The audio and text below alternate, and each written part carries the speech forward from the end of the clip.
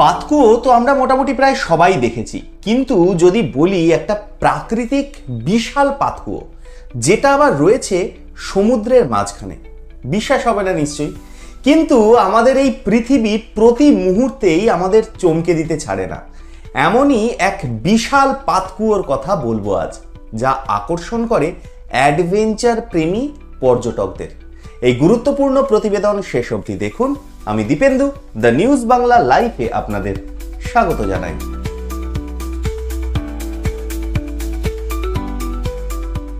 স্থলভাগ থেকে যে খুব দূরে এমনটাও নয়, শহর থেকে মাত্র 70 কিলোমিটার দূরেই সমুদ্রের মাঝে তার অবস্থান। উপর থেকে দেখলে একটা বিশাল কালচে নীল জলভাগ নজর কাড়ে। চারধারে নীল জল, কিছু টুকরো ভূখণ্ড জলের উপরে উঁকি দিচ্ছে। ওই যে সমুদ্রের মাঝে কালচে নীল গোল জল দেখতে পাওয়া যায়, সেটা আদপে একটা গর্ত, এক ভয়ঙ্কর গর্ত, যা সমুদ্রের অনেক নিচ পর্যন্ত নেমে গেছে। যেন সমুদ্রের মাঝে কেউ একটা পাতকুয়ো তৈরি করে দিয়েছে। উত্তর আমেরিকার দেশ বেলিজ, একদিকে ক্যারিবিয়ান সাগর, অন্যদিকে মেক্সিকো আর আরেকদিকে হন্ডুরাস। বেলিজের অন্যতম শহর হলো বেলিজ সিটি। সমুদ্রের ধারে থাকা এই শহরে বহু পর্যটক বিশ্বের বিভিন্ন প্রান্ত থেকে ভিড় জমান রোমহর্ষক অভিজ্ঞতার টানে। কারণ এই শহর থেকেই নৌকায় করে যেতে হয় দ্য গ্রেট ব্লু হোল দেখতে।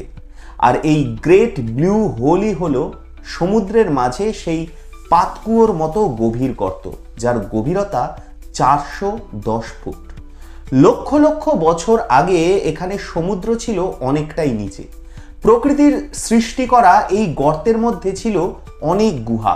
পরে আস্তে আস্তে জলস্তর বাড়তে থাকে। তারপর একসময় সমুদ্রের জলে পুরো গর্তটাই ভরে যায়, যার ফলে জলে ভরে যায় তার গুহাগুলোও।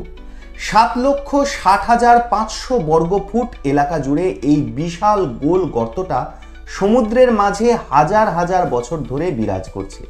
এখন এই গর্ত স্কুবা ডাইভ জানা পর্যটকদের কাছে আরো আকর্ষণীয়, কারণ তারা এই গর্তে ডুব দিয়ে কিছুটা নিচ পর্যন্ত যান।